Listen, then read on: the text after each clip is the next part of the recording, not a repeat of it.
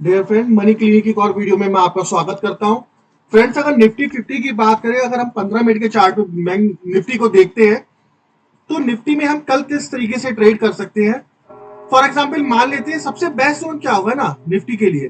Nifty के लिए सबसे बेस्ट जोन होगा कि निफ्टी 16,950 और 17,000, ये जो रेजिस्टेंस है इसकी 17,000 की, इसी जोन में निफ्टी ओपन हो, इसी जोन में, और यहाँ पे टाइम स्पेंड करे। टाइम स्पेंड मुझे ज्यादा नहीं चाहिए क्योंकि निफ्टी वीक लग रही है मुझे। तो टाइम स्पेंड करे यहाँ पे रफली 10 से 15 मिनट, मतलब 5-5 मिनट की 3 से 4 कैंडल क्लोज कर दे, और अगर नीचे का ब्रेकआउट देती है तो मैं निफ्टी को शॉर्ट करूंगा। और शॉर्ट करने के लिए मेरा पहला टारगेट होगा निफ्टी के लिए 16,880 रुपए का। नेक्स्ट टारगेट मेरा होगा 16,850 रुपए का। और फ्रेंड्स, ये ध्यान रखना, कल के सेशन में अगर निफ्टी ने इसी जोन में टाइम स्पेंड किया और इस जोन को ब्रेक किया, यानी कि 16,828 का जो सपोर्ट है ना, अगर निफ्टी ने 16,800 यहाँ पे टाइम स्पेंड करके 16,800 रुपए को अगर निफ्टी ब्रेक करता है कल के सेशन में, तो आपको जो 16,800 और 16,700 रुपए का जो मूव है ना, 100 पॉइंट का मूव, उसमें आपको सेलर बहुत अच्छे एक्टिव होते हुए दिखाई देंगे। क्योंकि निफ्टी क्या है, निफ्टी के पास 16,828 और 16,850 के बीच में निफ्टी ने 2 बार सपोर्ट ली है। अगर निफ्टी इसको सपोर्ट को ब्रेक करेगा तो ये 100 पॉइंट का जो 16,700 तक का मूव होगा ना, ये आपको बहुत फास्ट दिखाई देगा, ये 100 पॉइंट का मूव। तो इसमें नजर बना के रखना फ्रेंड्स। अब मान लेते हैं निफ्टी गैप अप ओपनिंग कर जाता है, इसी जोन में ओपन कर, मान लेते हैं 17,050 17,100 की जोन में ओपनिंग, देन निफ्टी को बाय करने के बारे में तुरंत प्लान आउट मत करना अगर गैप अप ओपनिंग हो, क्योंकि निफ्टी यहां पे रेजिस्टेंस ले सकता है। और रेजिस्टेंस अगर निफ्टी ने यहां पे एक पहली कैंडल शूटिंग स्टार बनाएगा तो मेरा पहला टारगेट फिर से 16,950 का हो जाएगा, और उससे नेक्स्ट टारगेट मेरा होगा 16,900 रुपए का। अगर मैं निफ्टी को बाय करने में कब इंटरेस्टेड रहूंगा, जब निफ्टी क्या करे, इसी जोन में ओपन हो, और इस जोन में ओपन होने के बाद, ये जोन में अगर ओपन होता है और ओपन होने के बाद टाइम स्पेंड करे कम से कम आधा से 1 घंटा, तो मेरे लिए जो मुझे ऊपर का टारगेट दिख रहा है ना, वो 17,200 रुपए का टारगेट दिख रहा है, वो नेक्स्ट रेजिस्टेंस दिख रहा है।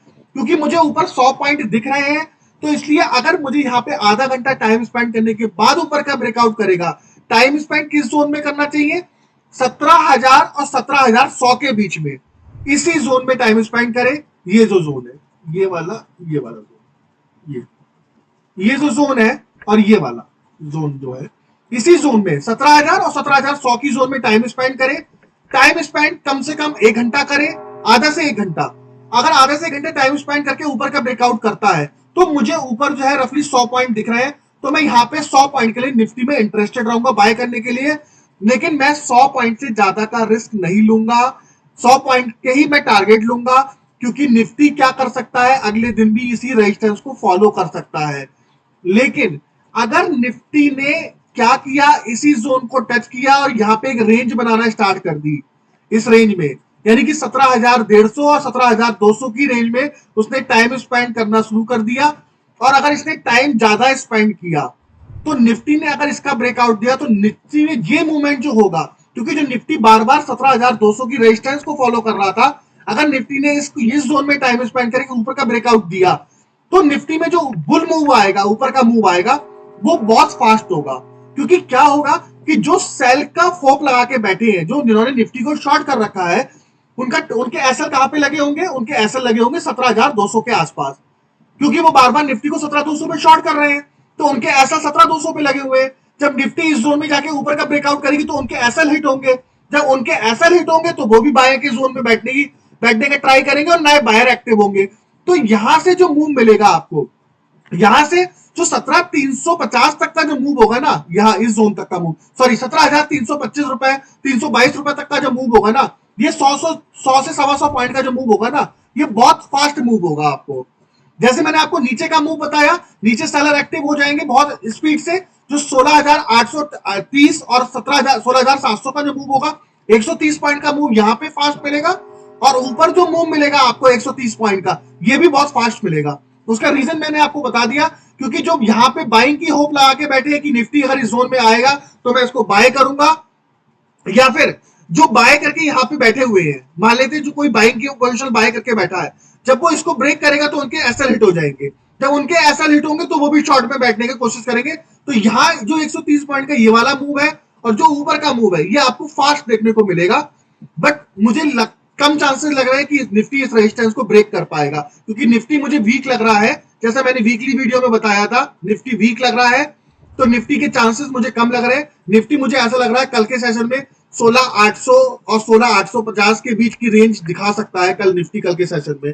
बट सबसे इंपॉर्टेंट जोन ये वाला देखने वाला होगा कि 16,800 और 16,850 की जोन में निफ्टी क्या करता है, कितना टाइम स्पेंड करता है। जितना ज्यादा टाइम स्पेंड करके ब्रेकआउट करेगा उतना मूवमेंट फास्ट मिलेगा। और अगर कल निफ्टी ने 16,800 से नीचे की क्लोजिंग अगर कर दी तो हमारे लिए नेक्स्ट विंडो जो है वो काफी बड़ी विंडो ओपन हो जाएगी, तो उस पर नजर बना के रखिएगा।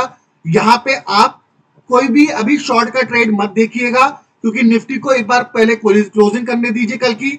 शॉर्ट में आप जो मैंने आपको जैसे ट्रेड बताए वैसे आप प्लान कर सकते हैं शॉर्ट में तब पोजिशनल प्लॉट में प्लान कीजिएगा जब 16,800 से नीचे की क्लोजिंग अगर आती है, तब आप पोजिशनल शॉर्ट में प्लान कर सकते हो निफ्टी को। अदरवाइज अभी निफ्टी को शॉर्ट में प्लान मत कीजिएगा, पहले सुबह 16,800 से नीचे की क्लोजिंग आने दीजिए। Okay friend, thank you so much. अगर आपको मेरी वीडियो अच्छी लगी हो तो प्लीज मेरे चैनल को सब्सक्राइब करिए, शेयर करिए। मैं आप लोगों के ऐसे ही वीडियो बनाता रहूंगा। अगर आप लोगों को किसी और वीडियो की रिक्वायरमेंट है, किसी कमोडिटी में रिक्वायरमेंट है, तो आप प्लीज मेरे को बताइए, मैं उसके ऊपर भी आपको वीडियो बना के दूंगा और मैं आपके लिए ऐसा ही रिसर्च करता रहूंगा। Okay friend, thank you so much, thank you so much.